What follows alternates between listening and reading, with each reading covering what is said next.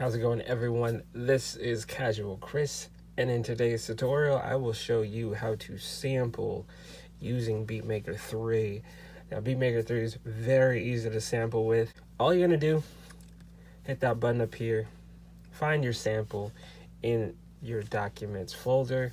Once you do have your sample, play your sample, then you just hit load, or you can drag and drop into there, and there goes your sample.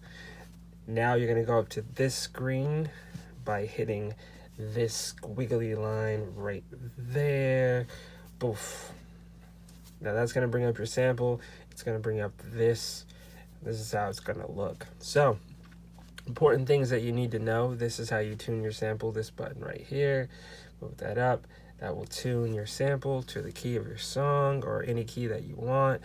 Live stretch, that's important. If you have a sample that is 90 BPMs, say you want to move this up to 120, say you want to move your song project to 120, you would basically just hit this button.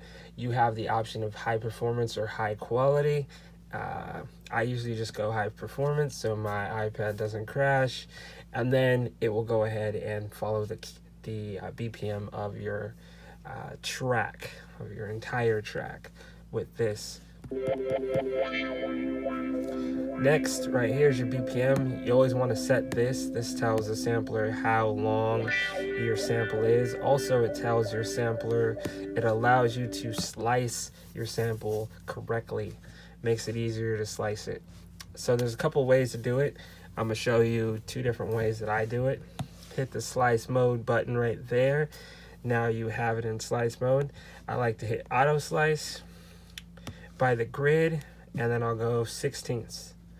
So what's that saying is that every 16th of a bar, that's going to play a sample. So in order to play it, go back to this screen by hitting the checkerboard up there. Hit keys.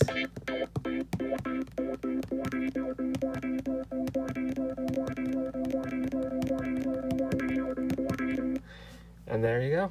So another option that I like to do with sampling, say you just want a specific part of an actual sample, you don't want the whole thing, you don't need it chopped up, and you just go ahead and you slide this button right here to wherever you want the sample to start. This right here, you slide this to wherever you want the sample to end. Simple as that.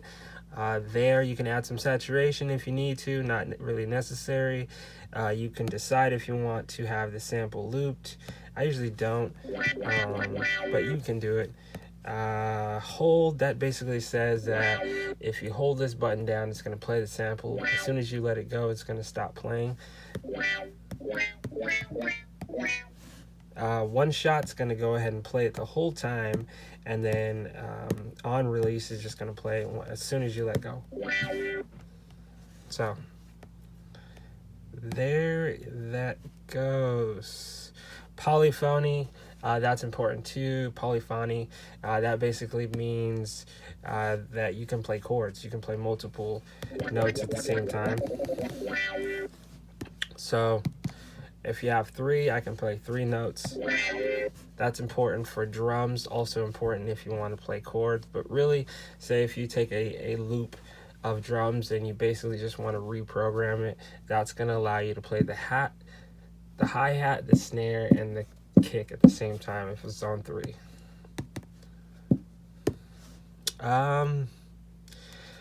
This is your AHDSR attack release. You can bring up the attack so it starts a little bit later, release it so it can hold more delay. You can put a filter on this as well, straight from here.